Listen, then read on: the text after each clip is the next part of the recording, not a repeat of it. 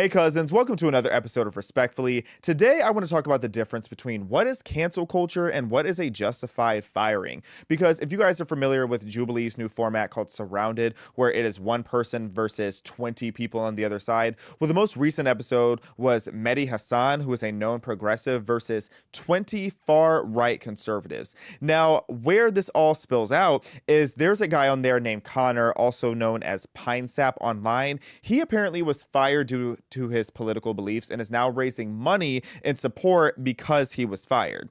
And as far as I'm concerned, you know, I do believe in freedom of speech, but I don't believe in freedom of consequences. There is certain speech that comes with consequences, and we're going to talk a bit about that today and just going through why I think that Pinesup is the goofy of the day.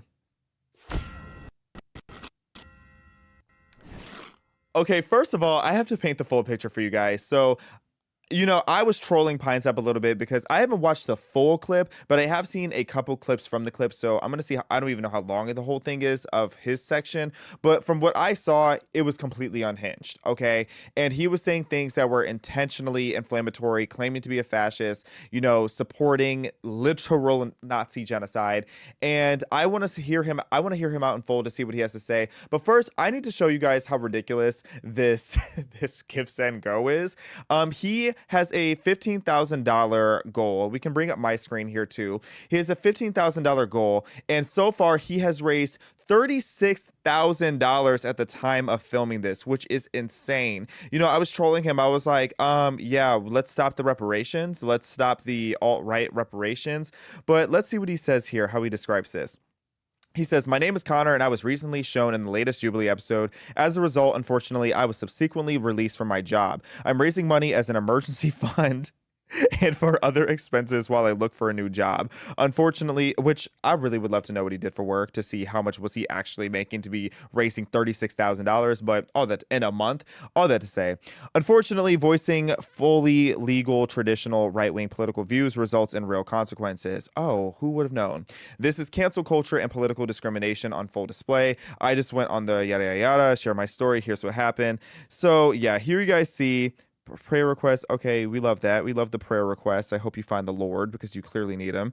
And this comments, "First Amendment forever. God bless you, Sap." Interesting. "You walked into this debate as a Christian nationalist, got cut off, and ended up losing your job. Now you're $35,000 richer. Congratulations, Connor. You are the real winner of this debate." You know what? Points were made. He kind of did walk away with the last laugh, getting all this money. Probably a bunch of clout, because like I had personally never heard of him, but now a lot of people have because they are simping and justifying the fact that he is raising money, saying that he got fired because of cancel culture. Now, here's the thing is, again, to clarify, I do believe in freedom of speech. Freedom of speech means that you do not go to jail for what it is that you have to say. And as someone who talks about controversial topics online, I don't think that like discussing something controversial or having a nuanced perspective on something that is unpopular means that you should be deplatformed, fired, or anything like that. However, there are levels to this, and I know that's where it might sound a little hypocritical, but it's like I feel like there is a reasonable threshold on when this is going too far. When you start publicly declaring that you are, and I don't think that it's something that should get them kicked offline, but if I were an employer, I would not want to hire someone that is bragging about being a fascist and supporting Nazi genocide, if I remember what he said correctly or what he was inferring to correctly. So I want to talk to you cousins. I want y'all to tell me, am I being harsh? Is this employer being harsh? Or is it completely justified that this man was fired due to what he had to say on Jubilee, a channel with millions and millions of subscribers, mind you? So let's pull up the whole clip. Pleasure to meet you, sir. Mehdi, lovely to meet you.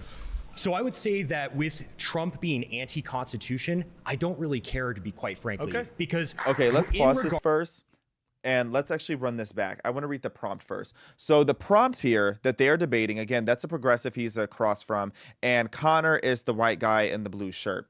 It says, "Donald Trump is defying the Constitution." Okay, so that is the debate that's here. That's the prompt that Hassan has presented. Now let's run this back. Pleasure to meet you, sir. Mehdi, lovely to meet you.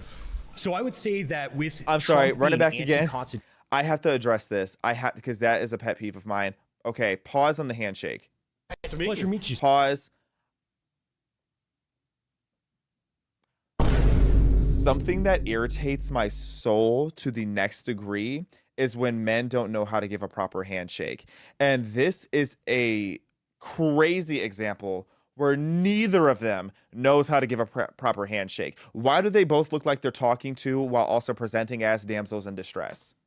What is with these limp little fingers? What is this? What is this little cupping thing that's going on here? If you don't learn how to shake a hand, especially as a conservative, the progressive, I'm not shocked, but you are priding yourself in being a far right conservative. You applied to be listed as a far right conservative, and you don't even know how to shake a grown man's hand. I'm repulsed. I'm so repulsed, but that's just me. I'm already over it. Let's keep going. Mehdi, lovely to meet you. So I would say that with Trump being anti-Constitution, I don't really care, to be quite frankly. Okay. Because in regards...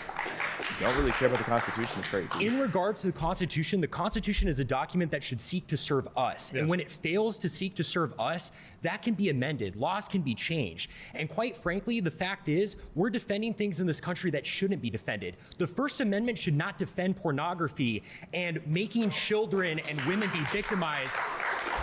Making women and children be victimized. The irony, as a result of that. Pause real quick. The irony of that, to say that the First Amendment shouldn't allow corn, but it should allow him to, as you're going to see soon, declare being a fascist and promoting being a fascist to millions of people. I think it should support both, but I mean, to an extent. Don't do too much. Don't do too much in the comments dragging me. Here, let me just keep going. Things like blasphemy shouldn't be allowed per the First Amendment. I think that, quite frankly, there are a lot of legal processes. Pause again. I don't want this whole thing to be about just like how much I hate his takes. Because, and I just want to make it clear, because some of you try to say that I am far right. I am not any of these people. You cannot catch me in a room with these people on this side. And if you do, just know I didn't know who's going to be in the room. So I just really don't like these takes already. It's like blasphemy should be banned by the First Amendment. It's like, we are a country that's founded on Judeo-Christian values, but we are not a religious country inherently. We have separation of church and state. So how would you even enforce that? Like, that's borderline Sharia law, but just the Catholic version is what he's trying to present. I don't like that. I think that in this country, like, obviously, I don't like blasphemy. I don't support blasphemy. But if someone is going to be blasphemous, they have the right to do so in this country. So it's like, that's not just a slippery slope. Like, he's just trying to plummet straight to hell. Let's keep going. That are enabling criminals and bad people to fully enact their will in this country in the name of the Constitution or following the Constitution. So quite frankly, if Trump is anti-Constitution, good, and I think he should go further. So this is wonderfully revealing of the modern conservative mindset. So I appreciate you spelling it out so openly. Just checking, do you support the Second Amendment? I do. Okay, surprise, I was shocked to hear that. I'm saying that Donald Trump is defying the First Amendment, the Fourth Amendment, the Fifth Amendment, the 14th Amendment. He's thinking of defying the 12th and 22nd Amendments. You're saying you don't care about the Constitution, but actually you do, because you quite like the Second Amendment. You just don't like the bits that you disagree with. Can I just be clear on that? Yeah, absolutely. Okay. I'm more than willing to amend it and include whenever it's in your favor. Yeah, absolutely. Okay. So can Democrats do the same when they're in office? No, absolutely not. Because so you don't believe in democracy? No, I don't. Absolutely not. What do you believe in? Autocracy. By who? Pause. See, okay, I'm gonna try not to jump in too much, child, but let me say this. What frustrates me so much about the far right is they perpetuate every stereotype that people that are sane and right-leaning try to fight. Like, we try so hard in the last 5 years especially to rebrand our party or rebrand our side, that we're not these racist, fascist, bigoted, hateful people, these people who want autocracy, these people who want to force their beliefs down your throats and don't think that you should have a say at the table unless you agree with them. And then you have this panel of people that are just wildly hateful. And the ironic part is there's people in this room that I see nodding that I know a lot about that I'm not going to air out, and they pretend to believe this stuff, but trust me, they don't. Next. Honestly, quite frankly, anyone who is in line with Catholic teaching. Donald Trump is not Catholic. Of course, he's not. I completely agree, and that's part of the problem. You don't support Trump? No, I don't. I didn't even vote for him. I wrote in like John Pork or someone. I can't even remember. Why did you vote if you don't believe in democracy and you want autocracy? Well, because quite frankly, I voted. I kind of voted just to. I came with this argument, but I'm bored of my own argument. I'm much more interested in this. So yeah, absolutely. How do we get to an autocracy? I think, quite frankly, that if we are able to enact local leaders. Who is the we, by the way?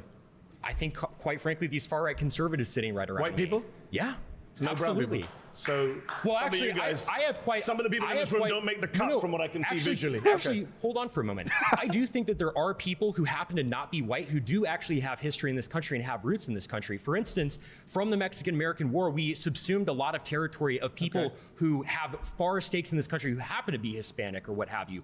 I'm for defending the traditional demographics of this country, which is majority white, and it should stay that way. How does the United States... I mean, we've gone so off topic, but how does the United States look like under you? Sorry, what's your name? My name is, my name's Connor. It's a pleasure to meet you. Took a little bit of a doubt there. Oh, well, I use a pseudonym online. Fair enough. But Connor, fair enough. How would Connor's America look? What would it look like? Well, quite frankly, I think we would deport people who shouldn't be here. I didn't ask about deporting. What does the government look like? What does the government look like? Yeah. I would say, quite frankly, it's under a sort of benevolent leader, such as Where does he Franco. come from? It could be a kind of aristocratic class. Could be someone who picks the autocrat?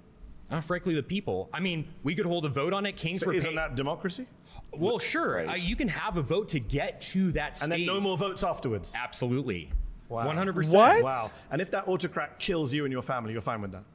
Well, I'm not going to be a part of the group that he kills, because that's the whole thing. How do you know? Carl Schmitt Autocrats tend to kill everyone. Pause. First of all, you're overweight. So if this autocrat comes through and says that people with big backs are getting slaughtered and fed to the pigs, it starts with you.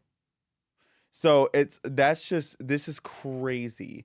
Like, he's literally, and it's scary because you can't really tell sometimes with these people who actually believes this stuff and who doesn't. And the fact that, like, the progressive here is the one who sounds more sane, I hate that. I hate that I'm sitting here, like, mind you, I can't stand either of them. And it's like, I'm sitting here like, why is the progressive the more sane one here? But I guess the progressive, I don't know much about Madan or whatever his name is, Hassan, but whatever his name is, I don't know that much about him. But from what I'm seeing here, it doesn't seem like he's too extreme. But this person who's obviously extreme right and saying like, oh, we need to vote our rights away and then just have no more elections after that. It's like, dude, you're not even the Aryan race. So it's like, what do you want? It's like, you better bleach your hair like I did and get in line and eat less. That's the only way that you're going to make it. Let's keep going.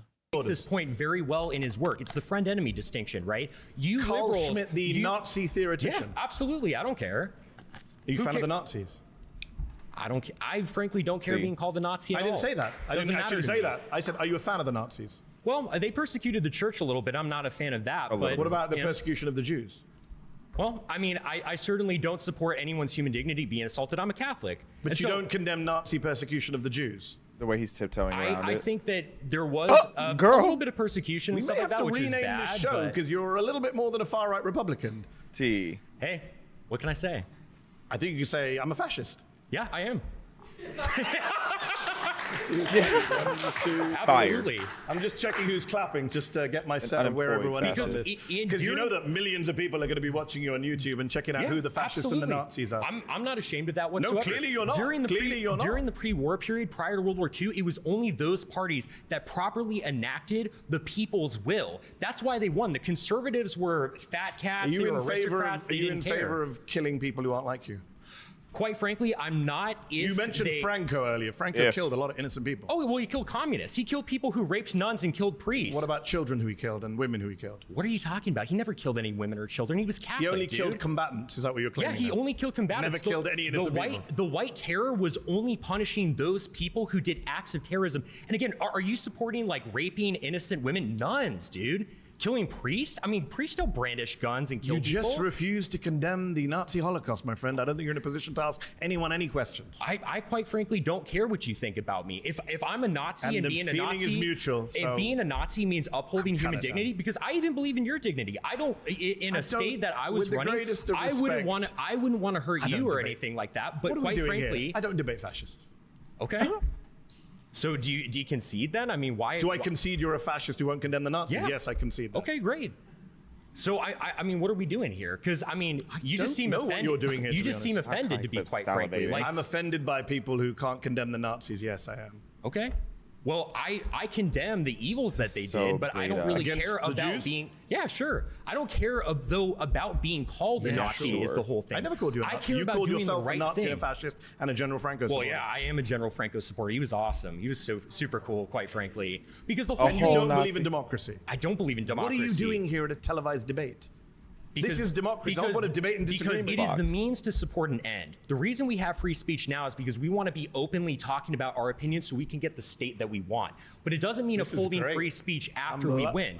Again, I mentioned the only good thing about this fascist moment we're in is that you guys are so open about it. The whole It's great. reason Say I mentioned the quiet part loud. the Keep saying whole it. reason I mentioned Carl That's Schmitt the earlier, and you kind of blew past him, is the friend-enemy distinction. past him because of the Nazi even point. liberals, when they take Fascists power, come in all they want shapes to and colors. enact policies and they want to enact protections for their people and their ideas, and they're willing to punish their enemy. And so I'm the same way. I'm like, hey, if you're going to punish me, I'm going to get in power, and I'm going to frankly punish you when you try to leverage power against me.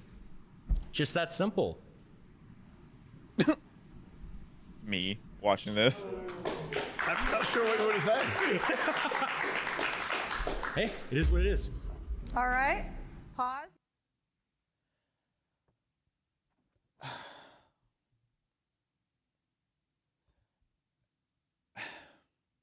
That just raised my blood pressure. I don't even know. Well, first of all, you're fired. If I was an employer watching this, I would be like, I don't know what he did for work, but I more likely than not, depending on his role, I would honestly, I don't even care what the role is, unless he's like, I don't know. I don't even know what I think that man is justified to be working a job at, but oh, how do I put my words to this? He had being fired coming. That's what it comes down to. Okay, I'm not even trying to be a hater. It's not even just because I disagree with his views, but there's no way as an employer I would want that person representing my company. You refuse to condemn the literal execution of millions of Jews. You try to like brush it off like that's an afterthought when we're talking about Nazi Germany. You're bragging about being a fascist. You're embracing the title of being a Nazi, and then you're confused why you're fired. And then you want to say that that's a violation of your free speech? No, you have the freedom to say all of that. You have the freedom to say all of those words and all of that hate on a platform with millions of followers. So you have freedom of speech. But what you don't have is freedom, or what you aren't able to take away is an employer's freedom to fire you and to select who it is that's working for them. Okay? You clearly weren't in some kind of contract. And if you were, they released you from it early. So it's like, I don't understand how you're surprised by these consequences. There are consequences to certain actions. You know, PragerU is all about free speech. PragerU tells me, go talk about whatever I want to talk about. However, you don't see me out here saying my most unhinged thoughts because I got to keep the rent paid. Okay? So it's like there's just a level of decorum that we need to have as a society. You know, we have freedom of speech, but when you abuse those freedoms, it just completely devalues the whole purpose of protecting our rights through our Bill of Rights. So yeah, and then this guy's talking about how he wants to turn our country into an autocracy state. It's like, come on. You wouldn't even be Hitler's first choice. And that's all I got to say about that. I hope you enjoyed this, Kiki Cousins. Be sure to like, comment, share, and subscribe. I will talk to you soon.